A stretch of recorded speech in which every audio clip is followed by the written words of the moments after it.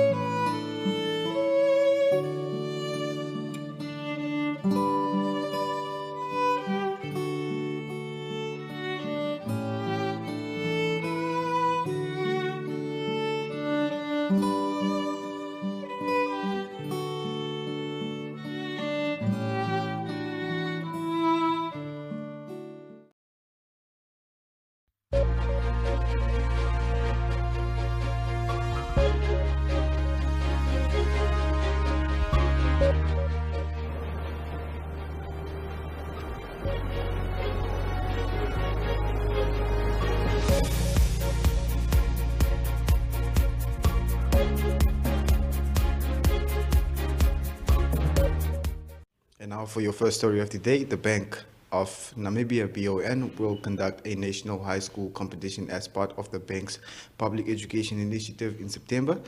The participating schools will compete for 50,000 in prize money, and the competition is open to every high school in Namibia. It has been held for every 2 years for numerous years, and it is intended for economic learners, but not only limited to them solely. Swakopmund Secondary School had won the competition multiple times before the Inese High School won 50,000 Namibian dollars when they clinched the final of the 2019 edition.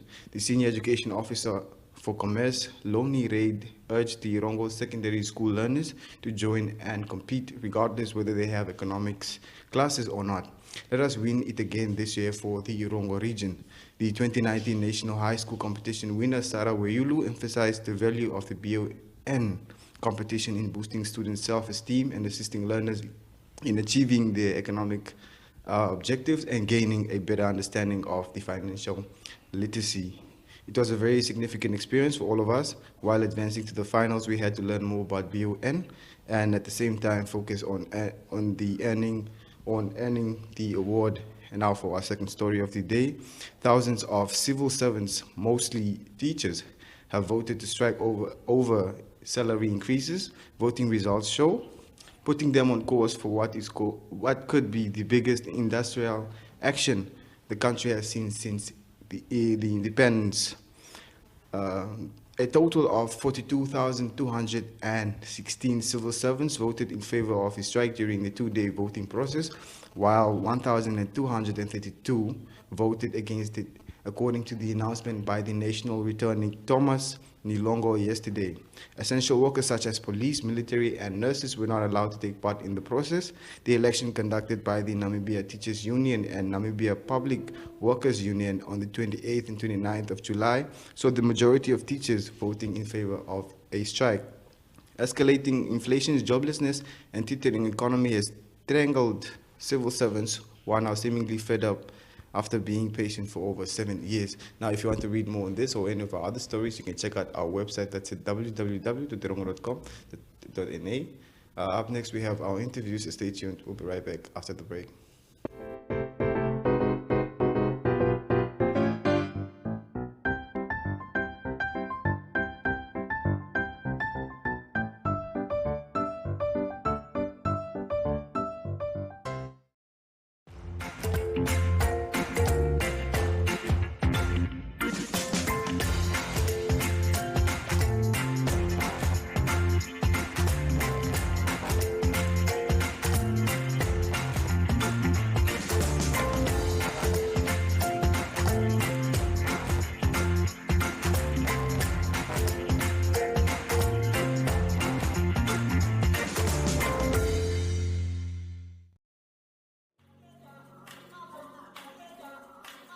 Africa Good Morning is a current affairs program that brings you the latest from Southern Africa and beyond.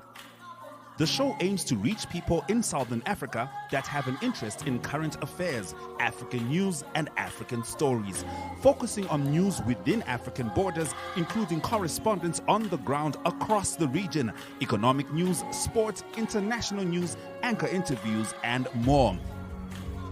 Africa Good Morning is broadcasted on NTV, 1up2.com, and cross-shared on the following Facebook platforms: Africa Good Morning, The Republican, Algemene Zeitung, and Namibian Sun, as well as Namibia Media Holdings.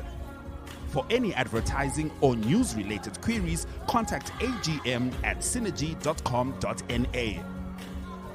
Africa Good Morning, bringing Africa to you.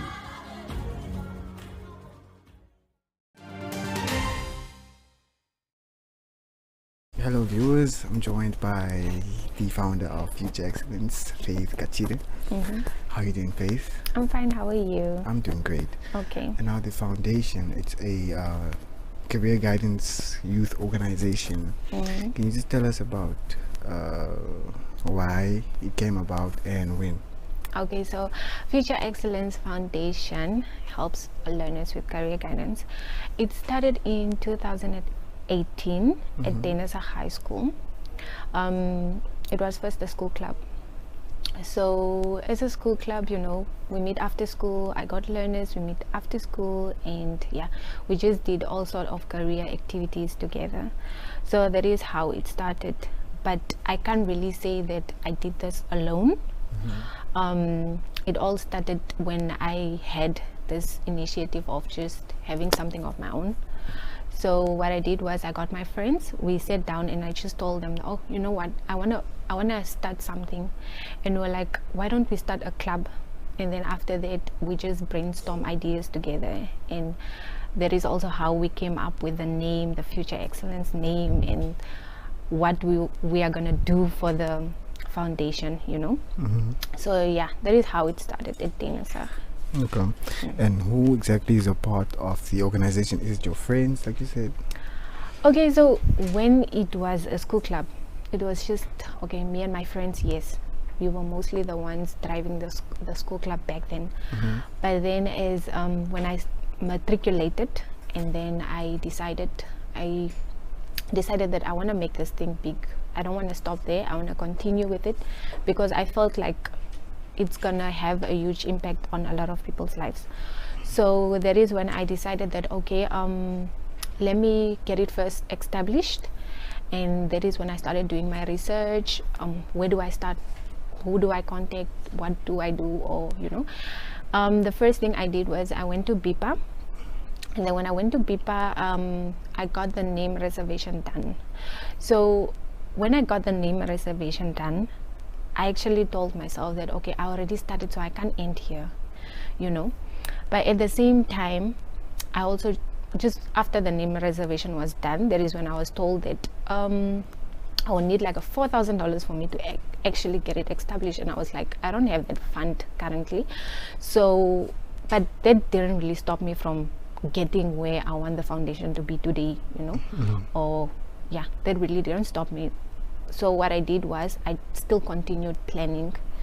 Every little thing that I did was based on how it affected me, and you understand.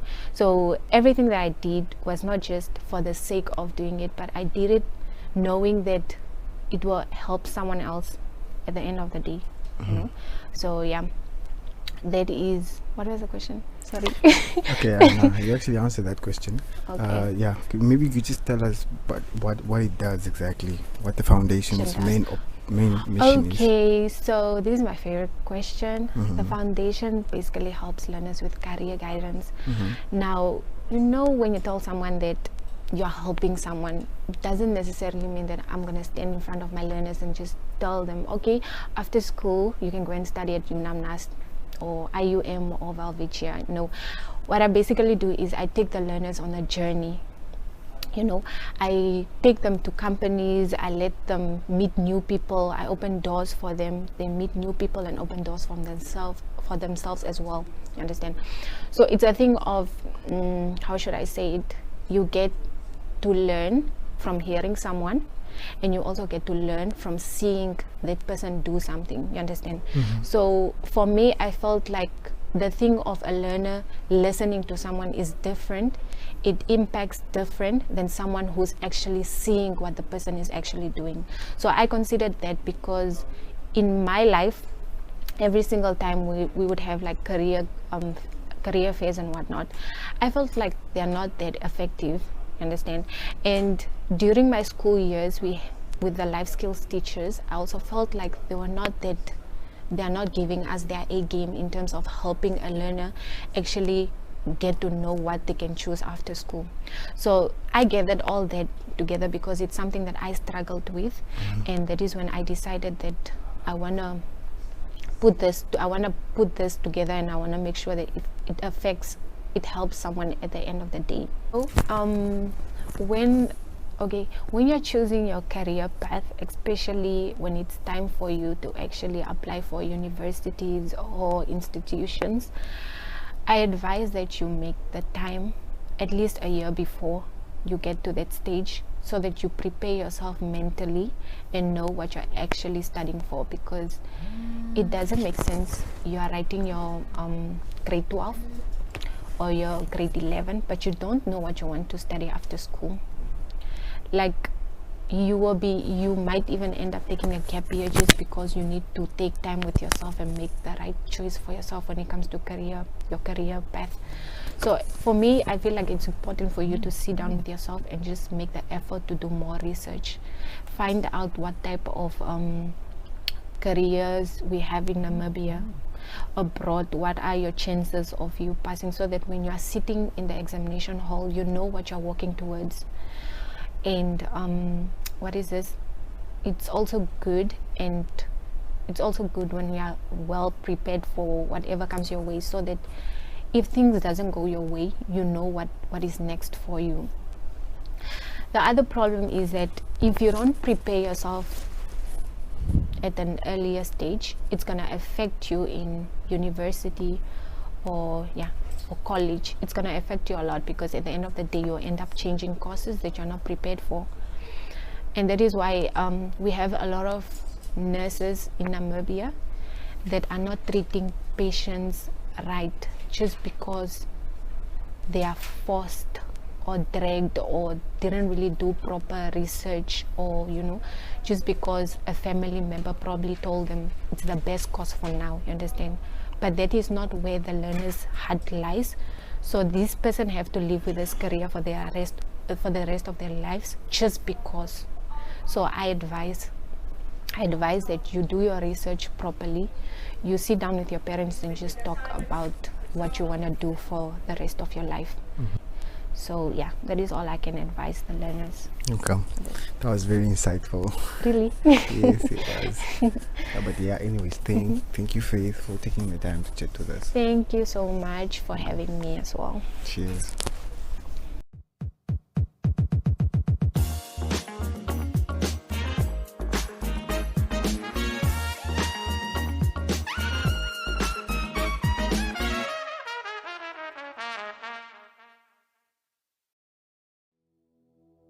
Have you received a loan from NSFAF?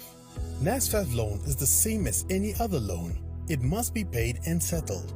NSFAF has a set of guidelines on how you can repay your loan and become debt-free. Therefore, it is important that you, a former beneficiary and a responsible Namibian, show your patriotism by helping pay back your loan and thus helping NSFAF become a revolving fund for the benefit of future potential students. By failing to pay back your NSFAF loan, you risk being blacklisted or having a court order against you. So arrange with the fund to pay back your loan today. For more information on how you can repay your loan, visit our website at www.nasfaf.na or visit our Facebook page or Twitter. Do the right thing and #paybackthemoney.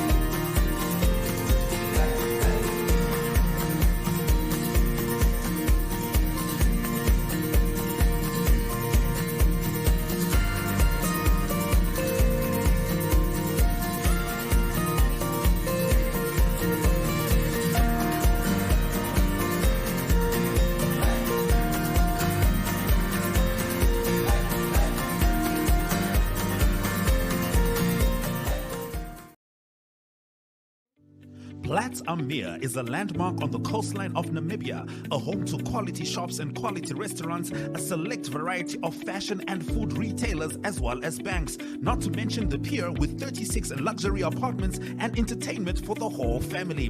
Find us at corner of Tabarite and Albatross Street, Vineta North, Swakopmund. Call us on 064 462 242. Visit platzammeer.com.na or at Platz am Meer on Facebook. Platz am Meer, enhancing your coastal experience. Unfortunately, we have come to the end of our episode, and joining me here are the lovely finalists of the Mr. and Mrs. Flamingo Secondary School that's taking place on Friday. And if you want to check out our news, you can check out our website at www.erongo.com.na. You can also send us your news tips at newstips@erongo.com.na. You can also follow us on our social media platforms, Facebook, Instagram, and Twitter. You can also share with us your story on our WhatsApp and our Telegram. That's at 0811 7040. Or alternatively, you can also check out our online channel. That's oneoftwo.com. Or you can also check us out on DSTV channel 285 or on GoTV channel 94. Now, unfortunately, that was the end. And from me and the finalist, it's Bye.